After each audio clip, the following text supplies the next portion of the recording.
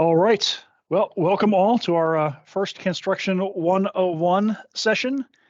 Per team's requirements, I am in fact recording the session to upload to YouTube to share with future teams, just to kind of provide this hopefully great base of information for people in the future this year and years after. Some quick introductions. My name is Stephen Still. I'm one of the co-chairs for this year. I have worked on Canstruction, I think I counted up 11 years at this point. Been the chair the last couple of years, and it's a great hobby project that I like seeing successful. So, keep on and find ways to improve as we go. And this session should be one of those. I'd like to introduce my co-chair, Diana Smith. And Stephen is very not telling how much he participates in this event. So he is the lifeblood. So thank you, Stephen. I'm Diana Smith. I'm with the AIA. I'm happy to see you guys here, and reach out to me whenever you need.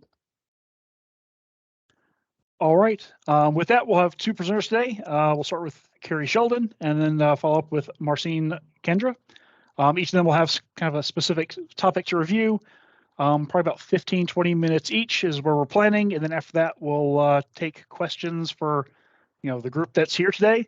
And then I'll follow up with anything that I think might fill a gap or two that came up for the meeting. So, Carrie, if you'd like to go ahead and kick us off. Sure. I'm going to share my screen. I feel like I had to put together some slides after seeing what you put together. So I've got a set of tips, kind of wide ranging in topics, but mostly about actual structure and design.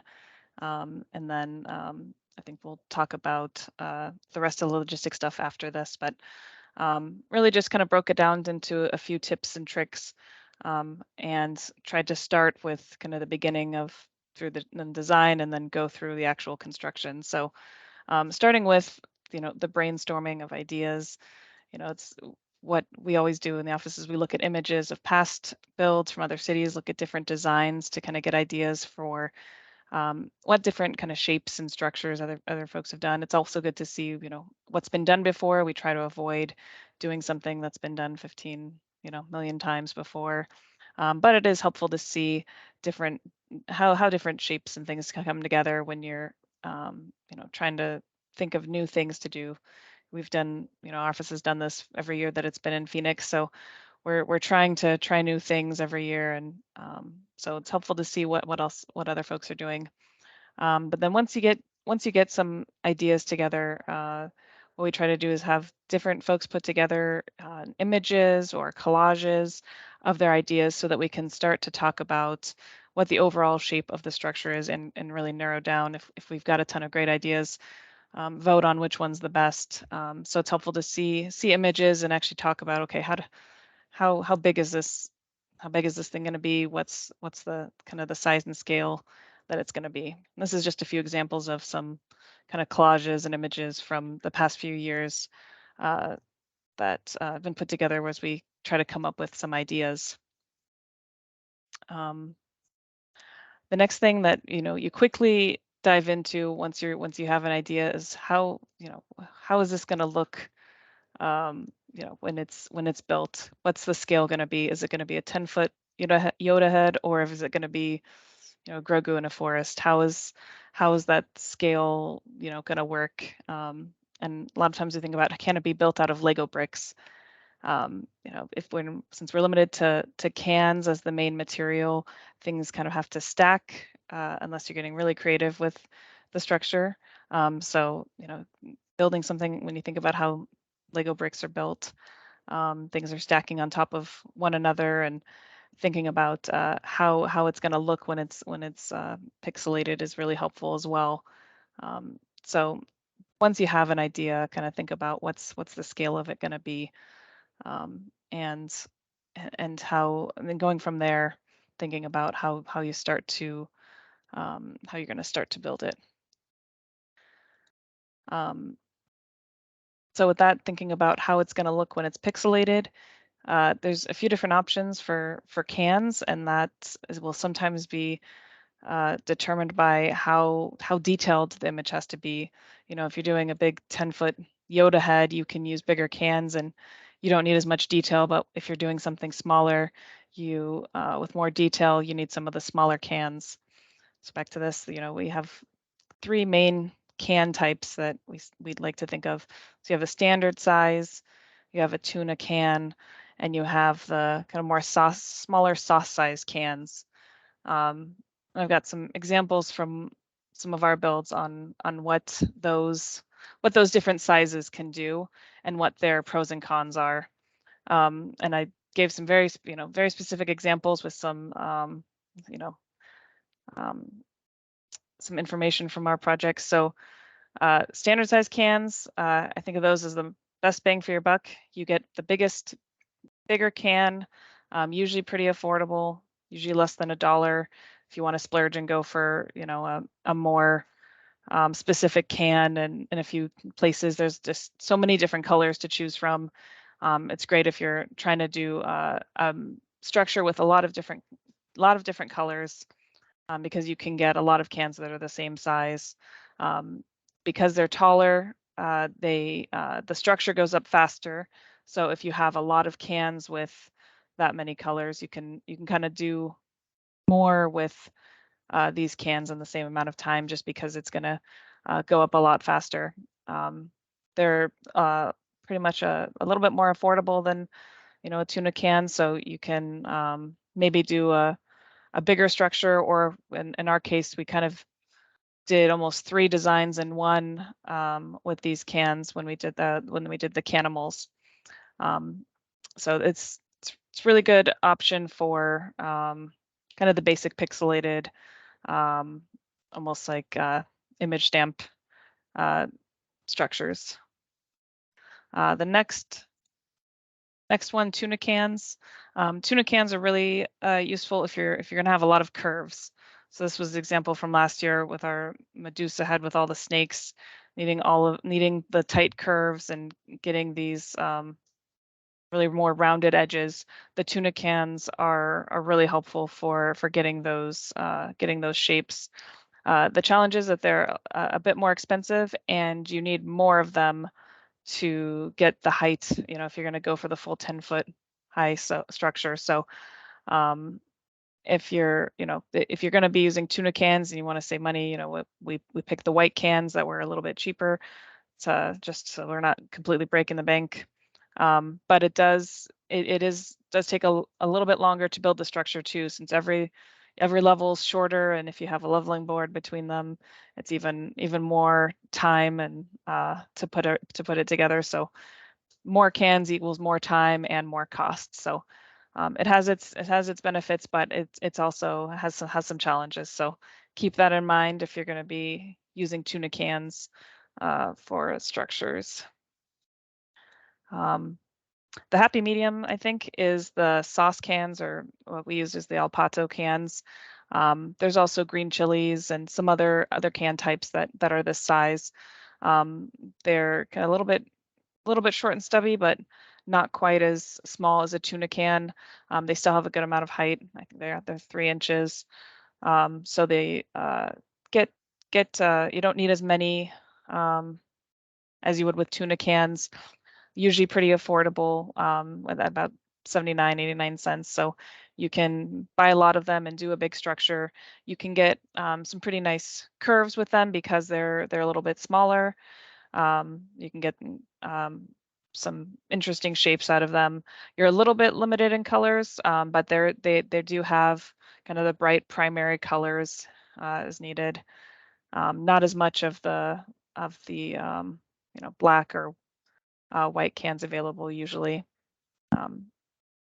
But it's a good middle ground if you're needing some detail, but don't want to go straight into tuna cans. So just some tips on the different can sizes and what you can do with them.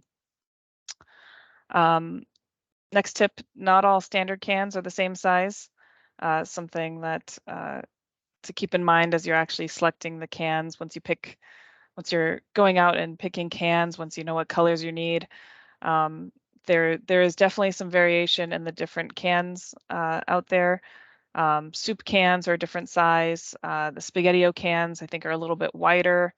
When I when we think of standard cans, we try to stick to the veggies and fruits, and beans. Those are all a little bit more standard, but even with those, depending on the kind of the rim size, you can have slightly different sizes to the cans, and that can present challenges when building. The way to deal with that is using leveling boards, which is a, you know, some, I think up to 1/4 of an inch thick material between each level to help keep the structure in line.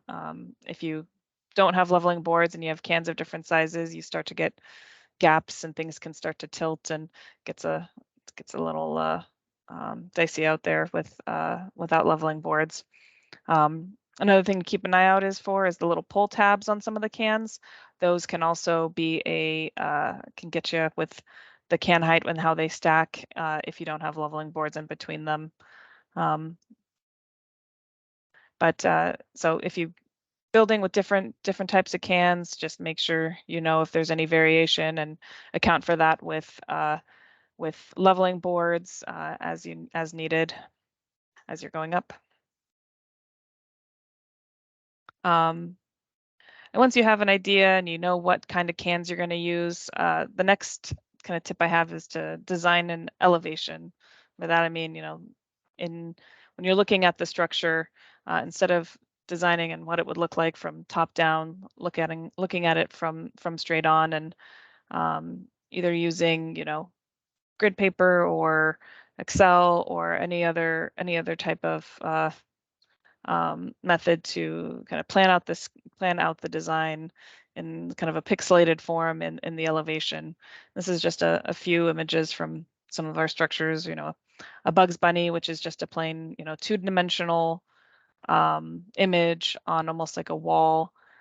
This was the Canimals, which was a little bit more defined. You can get a little bit more dimension by popping out a few cans. So even with the more 2-dimensional image, just starting to pop out with some leveling boards, so you're getting some cantilever off there, can give a little bit more dimension. But then here with the Phoenix, you can kind of design it with in this elevation and then start to subtract cans on the different corners to get a curved edge to get a 3-dimensional structure.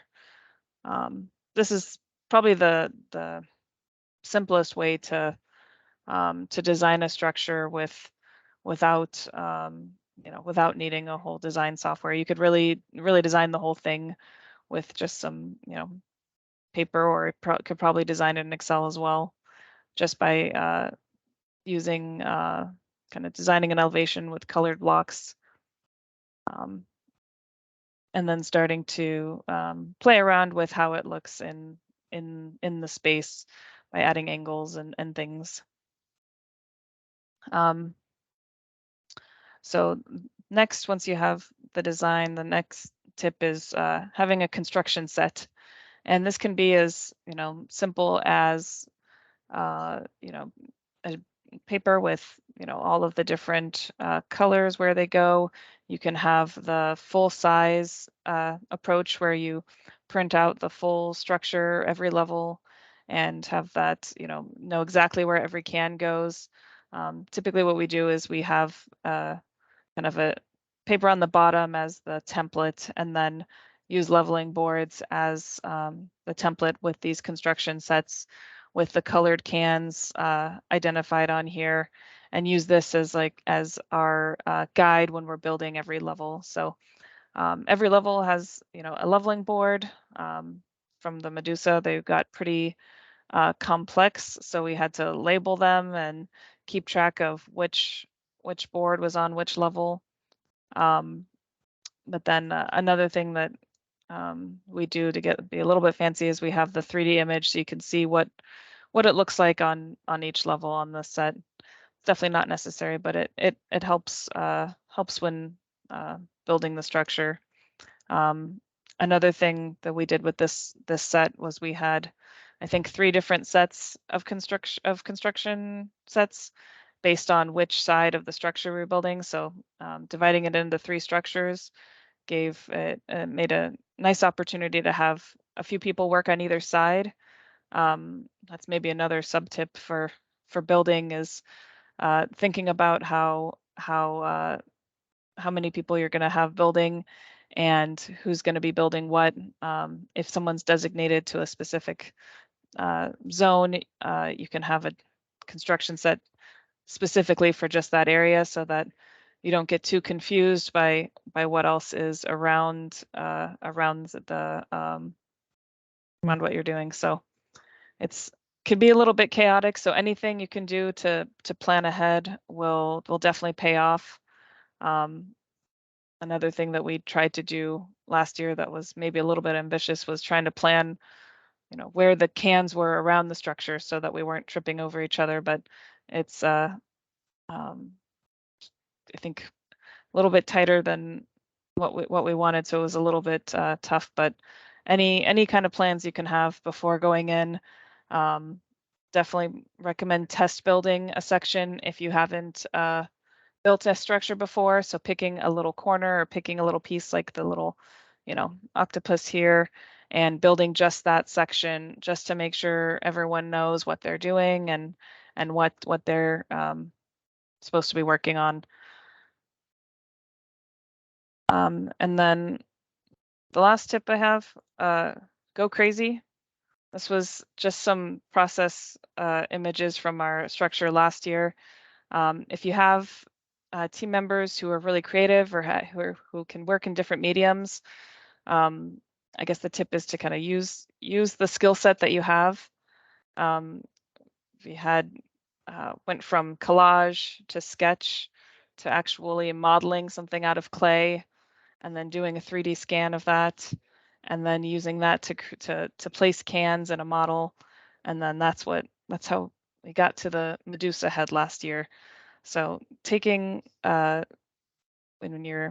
you're going to do something crazy, you kind of have to go a little bit crazy to build it to make it happen. But this was just an interesting process that our team went through last year to get to the Medusa head. It's the one kind of structure that goes beyond the designing an elevation, and that you're kind of designing on all different sides at once. So this was the Canstruction 201 lesson. Was once you've kind of mastered the designing an elevation and building different types of structures, try building something that's completely different on all sides and has different structures and cantilevers and bridges and all sorts of fun things. So that's what I've got for. Anything else you wanted me to go over, Stephen? I don't think so. I think that covered it pretty well. So we lost Marcine for the moment, so I have a couple of just pointers to add to it, and I'll do that now, I guess. Sure. Like you mentioned pixelated several times. It really is best to think of cans as pixels when you're developing this. Kind of correlation to that is your structure will have a resolution. Certain cans wide, certain cans tall, so you have this many pixels to really work with. That really shows up if you haven't been to construction in person. A lot of people will tell to look at the structure through a phone because it kind of shrinks the pixels down to an actual pixel size, and it becomes readily apparent. Even if someone couldn't tell what structure was before, it just brings it into a small enough image that it instantly clicks for them. So just something about what you're thinking about when you're designing is they really are pixels. One thing you kind of got close to is can selection is important, and beforehand can facing is equally important. So cans have a very different look front to back. So it's hard to note direction of labels on the plans. That's why those elevations that Carrie showed are so important of this is what it should look like from this side, and then turning the cans to make sure that you can get there. I know some teams will actually, model a can and apply a label in 3D, which, rotate it perfectly. That's definitely a level of detail that most teams don't go to, but is something that'll make sure you get exactly what you're expecting to see as a finished result. Another one I wanted to mention on just test builds. I think in the past they were very, very common that most teams do a test build. I think it's become a little less so recently. I don't know if that's just a case of our teams are getting more experienced They kind of don't feel they need one. If you're a newish team, I definitely recommend doing a test build, at least in a small section. Kind of the image here, the Phoenix was one of the ones I was a team captain on. So we actually built kind of the entire right side to make sure it would stand up before, we actually got to the event venue that day and, had to adjust on the fly. There's always some improvisation that has to occur. Carrie, the cannibal structure, got placed under a mechanical unit, and they had to figure out how to, kind of embrace the building systems that were above them at 9 foot when they had a 10-foot structure.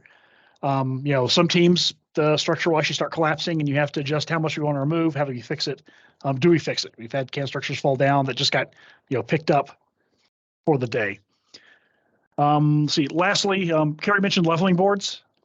That's something that I'd say at this point most teams do use. Some use it every level on complex shape structures like the Medusa head. Some will use it every 3 layers or so just to kind of tie their structure together, particularly when you have kind of a vertical stacking approach going. Some structures don't have them at all, or just have maybe one in the middle to keep everything tied together. So it'll vary widely, and a lot of it kind of experience on creating leveling boards and this difficulty of structure can really impact whether or not you'll use them. One thing to remember is leveling boards do have a thickness. If you're having a structure that's pushing 10 feet tall, you will probably use leveling boards every other level. You're probably adding 6 inches to your structure by the time you're done. So because we have a 10-foot height limit, the only teams we've ever seen disqualified are ones that went over the height limit and would not remove the top layer of cans. It's just one of those hard construction national rules, so we really can't bend on it. It's just be sure you're accounting for that in your early structure. So if you are modeling them, make sure you're actually modeling the thickness, and then kind of make sure you're within your allowable dimensions as you go forward. So that's kind of the infill I had that Carrie covered exceptionally well. I see Marcine is back with us. Yay. And I'll turn over to her so she can kind of lead you through a little bit more of the nuts and bolts. How does a structure come together from a team, a procurement, can selection, and all the, how do we actually make this work once we have an idea? Thanks, Stephen. Sorry, everybody. I knew it was going to happen, and it did. So here I am. So I'm Marcine Kandra. I'm with Charles Schwab in our strategy group that's part of our internal commercial real estate department. I have been in the Phoenix market for about 30 years doing commercial interiors, and I've been a part of Canstruction. I want to say our first years that we did it were the early 2000s, so a long, long time. Not every year, but quite a few, so maybe a good 8 to a dozen structures. So I will share what I know, and hopefully it's helpful. And what I've put together, I'm happy to send out as well. Stephen can issue it out if it's helpful. Notes. So I just did a couple of quick sheets this afternoon, and some of it does overlap with what Carrie and Stephen have already chatted about, but I'll just kind of roll through what I put together. I think a few things to consider as far as when you're putting together a team. The teams that I would put together, I always included a number of different companies to help lighten the load for all of the things that need to get done. And it was really fun. It was great team building. They were good partners with us in the industry. And so it was just a great opportunity to spend more time with them on kind of a fun event instead of just work stuff. So the teams that I would put together typically included us as the architect, a general contractor, oftentimes a furniture dealership, a flooring dealership, and signage consultant, and then, a handful of other folks. Sometimes some lighting folks would jump in with us. And so by doing that, each one of us kind of brought a specialty to the table that was really useful. You could certainly absolutely do it on your own. I know Gensler does it typically on their own, or maybe they bring in PK, I think, structural. But you can absolutely do it on your own. But I felt like when we did it and we partnered up, it just made it a little bit more fun. And like I said, there's a lot of things to do, and we could kind of part them out. So from a task standpoint, what's all involved and what do you need to do, and what could maybe other partners help you out with? So, concept investigation was already mentioned. So everybody typically jumps in on that, does some image research, and then discusses constructability of the ideas. Some things are easier to build than others.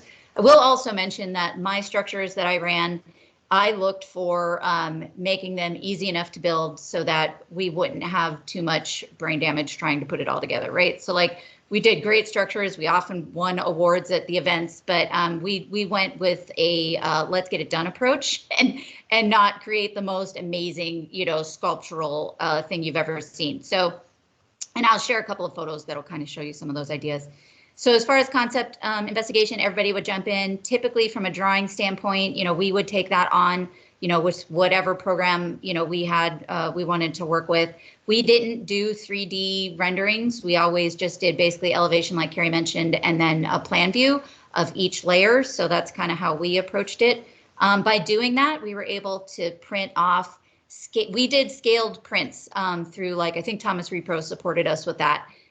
Where we would literally label the cans on each layer of our drawings. And then when we would do the scaled prints, we'd apply them to our MDF leveling layers.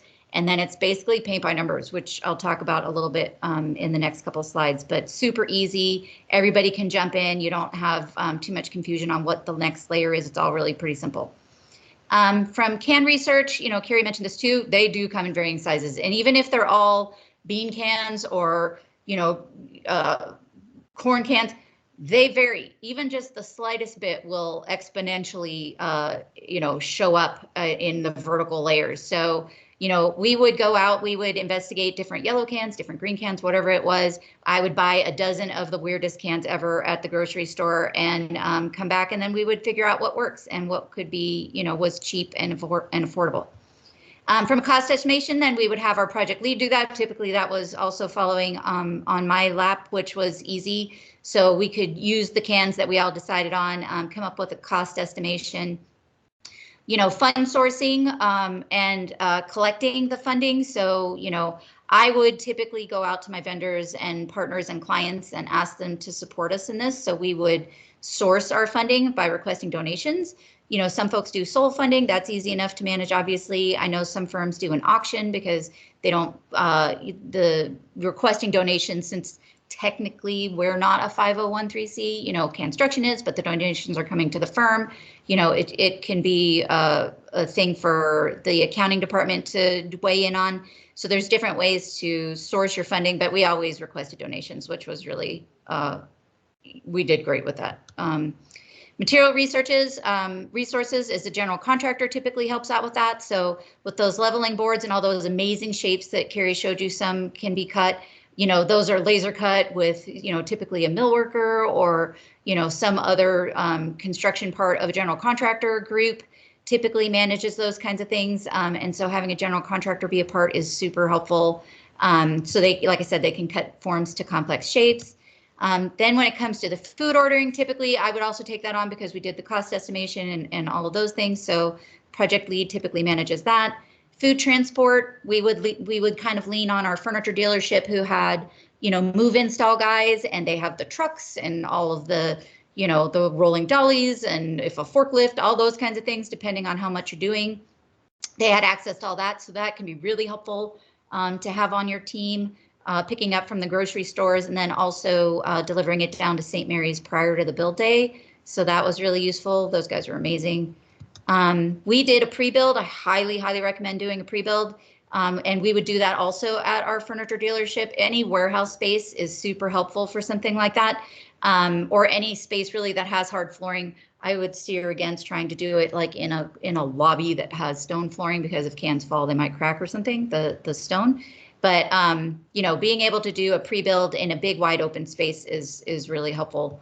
We actually, one time at Forum, I think maybe twice, we had a ground floor office space that had windows out onto Washington Street. We were downtown, and we would do our pre-build in our office, which drew a lot of attention from, you know, passerbys, you know, heading to lunch and things in downtown. And that was a lot of fun. So we would have people kind of stop in and check it out for a week. And then team signage, you know, a lot of times we would do an appreciation board, a sponsor appreciation board. And so our signage consultant was amazing in that. They would put together all the graphics. And so it was really helpful to have something like that in addition to a board that Canstruction might provide. So that's kind of the team structure stuff real quick. Obviously, you can take it all on your own as an independent firm working. But, it, you know, again, it can be helpful to have partners through the process. Okay, and then kind of jumping into concept selection, I'm going to tack on a little bit to what Carrie mentioned. She had great points, all very similar things. Looking for images, all those things are great. And I kind of mentioned from a buildability standpoint, that's the first thing I would think about if I'm considering a concept. Can I build it without too much, brain damage? Like, am I going to have to cantilever things? Like, is it going to be structurally difficult? I wanted simple things. And so I would look for simple shapes, whether that's rectangles or circles or something, pretty basic was how I approached it. Gravity is always working against you. So also kept that in mind. And we've talked about using leveling sheets. Cannot recommend that enough. It actually adds stability to your structure as well as helping keep the cans like at the same height. It kind of, it helps weigh everything down. So I can't recommend it enough. It's really helpful. And like I said, what we would do is print out our full scale prints of our plans. We would, tack them down to our leveling boards, which were cut to shape. And then when it comes time to build, you just put the leveling board on and everybody knows, oh, this is a corn can or that's a bean can or whatever it is. And you don't necessarily have to direct people as much if you've got something that has a lot of different food products in it, right? So, and you'll see some examples of that. Affordability is also something to think about. So here's a tip for that. And you'll see a couple of examples. Sometimes in years where we knew it was going to be budget tight, like in 2008 or during the recession, those kinds of things, what we would come up with is a concept that had one main thing that was recognizable, but that we could add supplemental things around it or to it to make it even bigger if we got more funding, right? So like one year we chose the voice because of the chairs that spun around, and we knew we could build one chair. And then we kept getting more money in, which was fantastic. And so then we were able to build all 4 chairs, and we added a microphone, and then we did a whole carpet on the floor out of tuna cans. And it was great because we weren't sure where we were going to end up. But so you'll see some photos of things like that.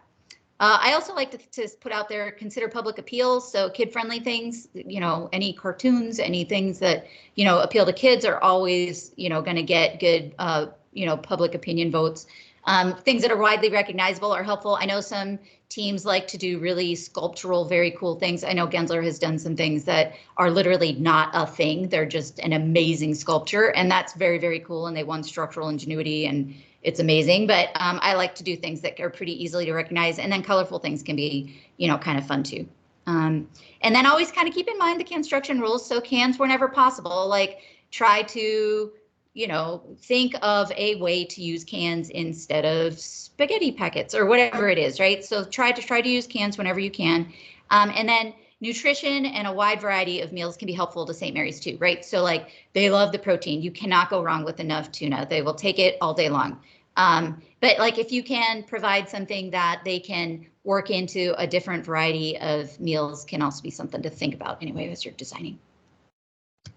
Okay, and then this is something that we can share out. So this is an example of an estimating spreadsheet where it self-tabulates all of your cans, what your price should be. So basically, you kind of generally list out what the food item is, the color of the can if you want, the size, which actually I think St. Mary's likes to know kind of what the poundage of food that you're providing is. So this already tabulates that. How many you need, obviously what grocery store you're getting it from, and it counts out your budget. This is enormously helpful. And then beyond that, all the canned foods, we also then had other foods listed.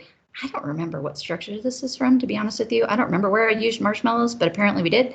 And so we can share this out if it's helpful to get a budget going.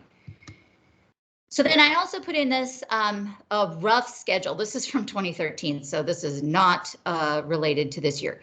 But what it does include is kind of all the targets that were important for my teams.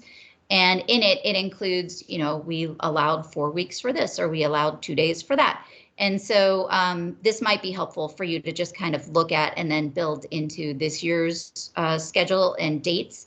But basically, one thing I would recommend is if you're going to request donations, do that first. Start it now. Put out a note and say, hey, we're going to enter construction, anything you can provide, however you want to approach it. Get those donations rolling in. That way, as you start coming up with your concept, you'll start to see how much money you might have to spend.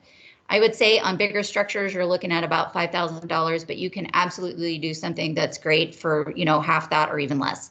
But it does kind of, like I said, help you get the money coming in while you're figuring out the design, so that when it comes time to buy the food, you'll have it all in hand. Or like I said, self-fund, and that's obviously an easier way to go. So just things to think about, dates to hit on that.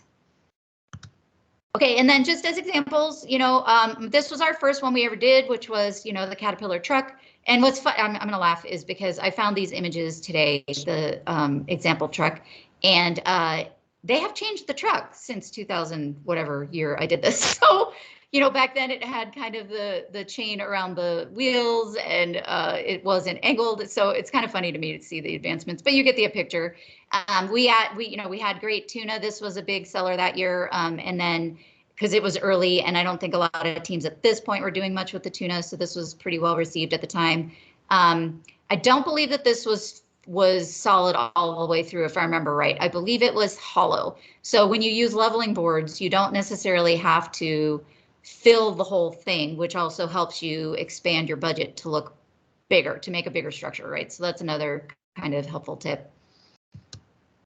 This one was one of the ones where we didn't know what our budget was going to be. And so we knew we could probably afford Gru and Dr. Gru and 2 of the minions, but then more money came in. And so we were able to do a couple more minions. And this frankly was like maybe 2008 or 2009. This was a year where it was tough going. So, our budget was a little bit less than what we typically saw come in. But this, like I said, this is an example. Also looking at, just simple shapes, right? It's just rounds, and it stands. Like, it's not trying to do anything particularly tricky. So just an example of that. Angry Birds was another low ball year. This was definitely mid-recession. And so we knew we could afford the bird, and then we got to add, the pig in his house. And so that was pretty fun. Just a way to kind of like build on it. And then the last one was a good year. So this was one of the last ones that we did. Structure was about $5,000. I know for sure this one was hollow in the middle. But just, and again, different types of cans are going to be absolutely different heights. And so when you do the leveling boards, you'll help yourselves out with that. I don't think that we had leveling boards on every level of this.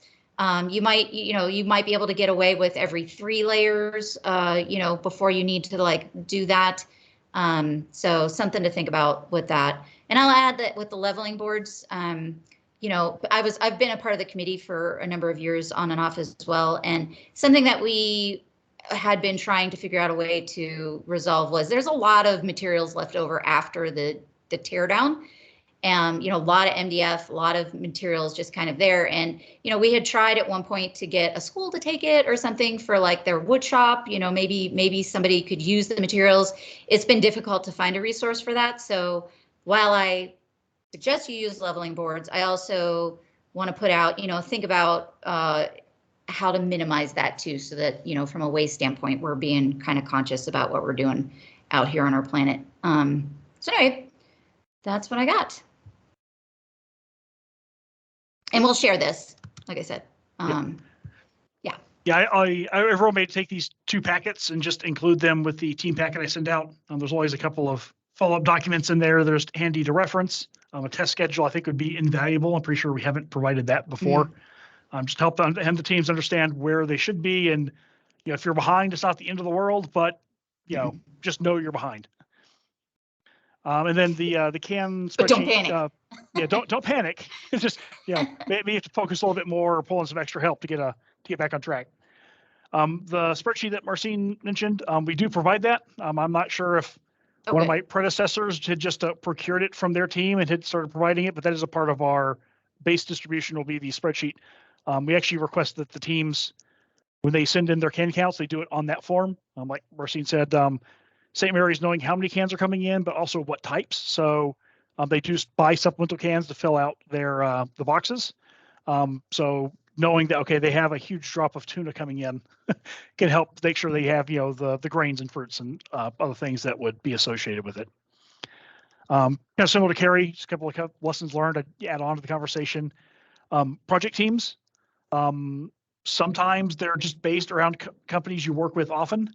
You're an architect, you work with pretty consistent structural engineer, electrical engineer, things like that. That can create a team.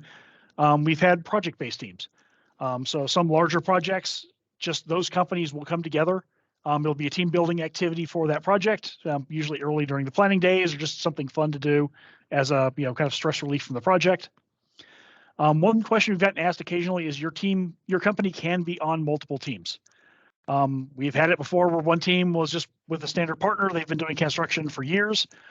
They had a project team as well they wanted to participate on. So they actually had, two different teams within the company and had their own little internal competition going, which is, a whole other level of fun and rivalry they can develop.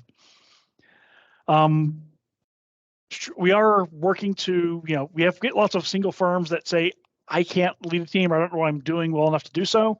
Can we still participate in the program? In years past, we really invite them to be on, come into the committee, help organize the event during construction, deconstruction, just be there to assist. We're really working on a way to connect those companies with teams.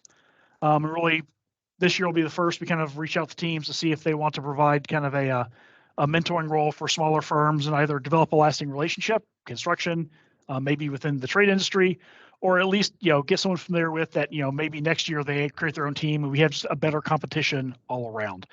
So some of the more experienced teams will be reaching out to just to see if they're willing to take on one of those new partners and kind of get them familiar with the event as a whole. And kind of what Marcine mentioned, many hands make light work. There's definitely benefits of being able to delegate certain responsibilities.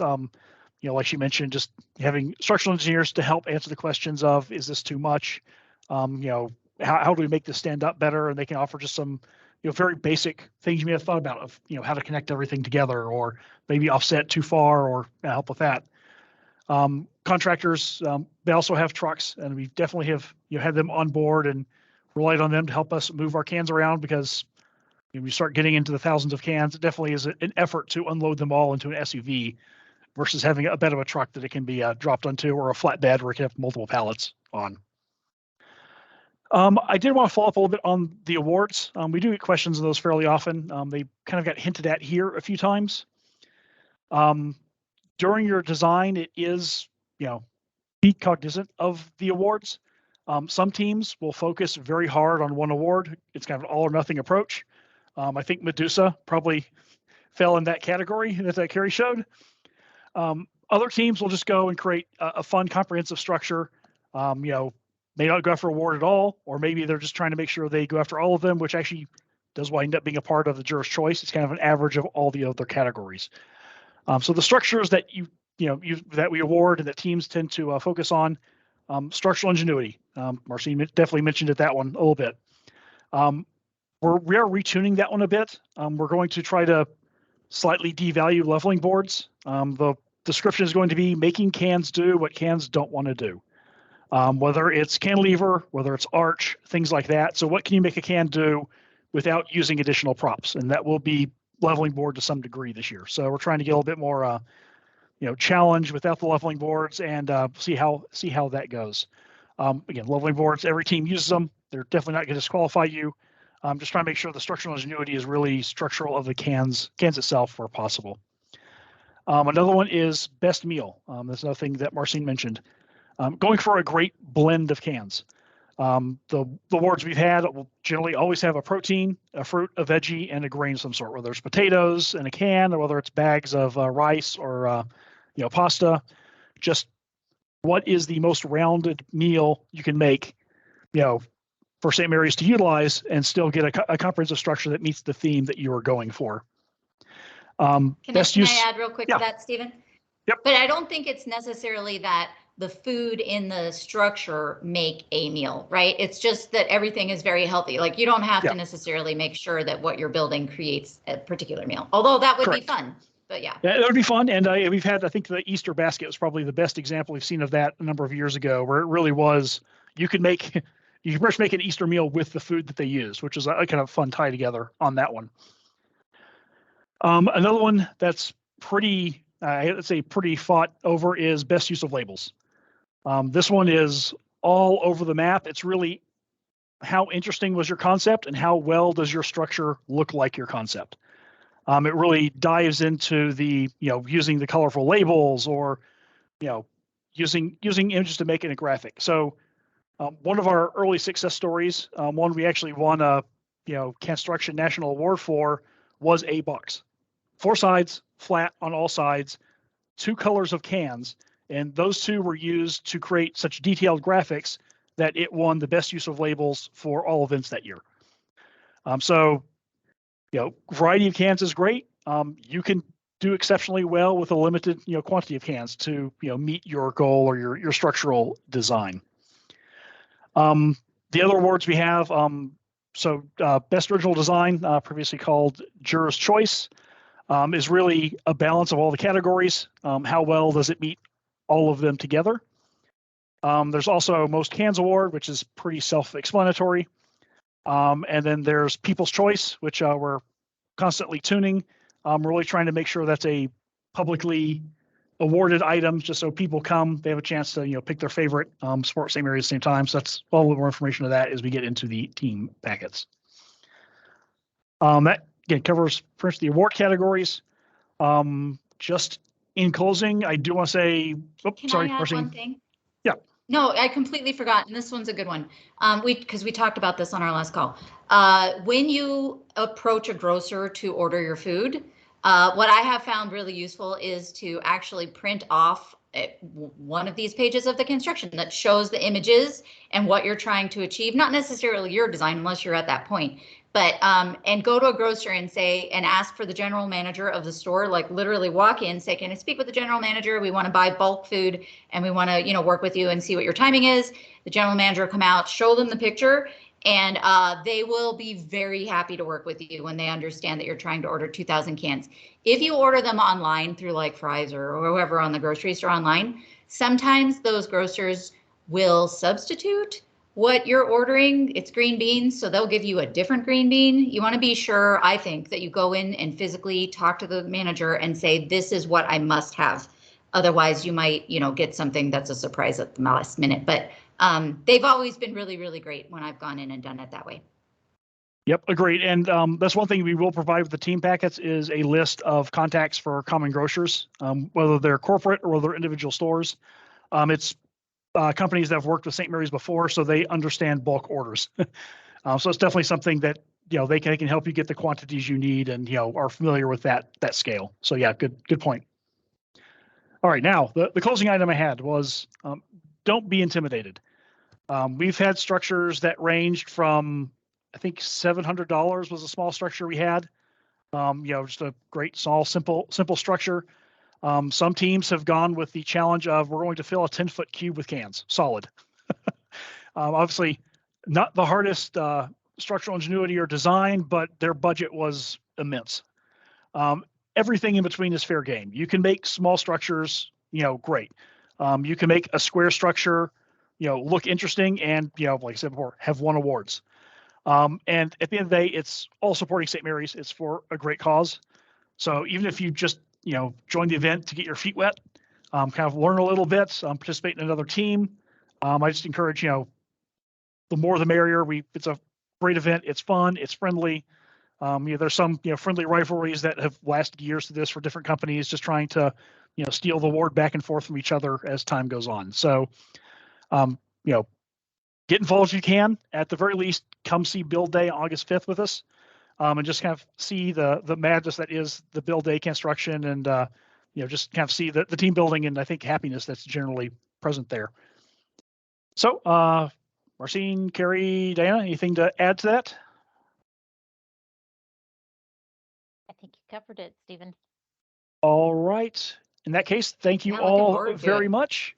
I'll make sure that the information, the slides that were presented here are included in our Teams packet that will go out after registration closes, which officially is tomorrow. If you're a few days after that, that's fine. Just please let us know.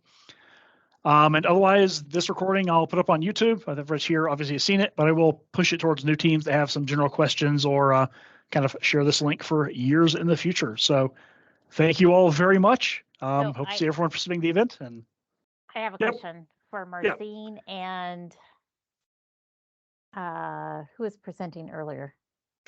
Carrie.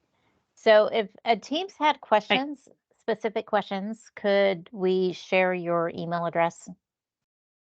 Absolutely. Okay, Sure. All right. great. In that case, yep. Thank you both again for the presentation and offering to kind of mentor and answer questions in the future. So thank you all. I'll end the recording. If you all stick around to ask any specific questions, feel free to do so now. Thanks all. Thank Thanks, you. everyone.